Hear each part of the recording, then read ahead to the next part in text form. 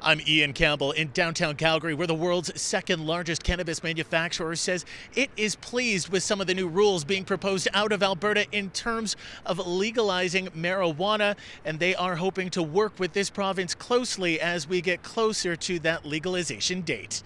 When it comes to legalization, Aurora Cannabis believes Alberta is leading the pack in this country. Executive Vice President Cam Batley says other provinces should take note. And I think particularly in Alberta, with Alberta's leadership, that dynamic entrepreneurial approach, that we're going to have a very appropriate system here that has room for lots of participation from small businesses and entrepreneurs. Now, it's not all great news. For instance, the province is planning to assume a monopoly over anything sold online. That would take a huge chunk out of Aurora's established sales. And where the Alberta's government is coming from with respect to wanting to keep control, at least for now, of the online side of things. Now, we'll see about that. If we can generate enough confidence at the Alberta provincial government level that we can handle it as the private sector and ensure that we have proper age verification at the delivery level, I think we can actually move beyond that as well. The new rules, however, don't appear to be affecting their plans to expand.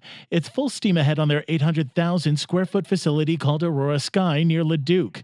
In the end, Batley believes the private sector retail model being proposed by Alberta should make room for a lot of players in this emerging sector.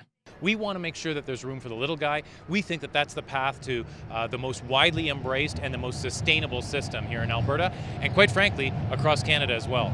He says they're looking forward in seeing what the federal government comes up with in terms of its own legislation. In the meantime, the Alberta-based company is also applauding Ottawa's recent move to remove marijuana from the Controlled Drug and Substances Act. Aurora remains the second largest cannabis manufacturer in the world, although with the way things are changing very quickly, Batley says they are gunning for that #1 spot. Ian Campbell, City News, Calgary.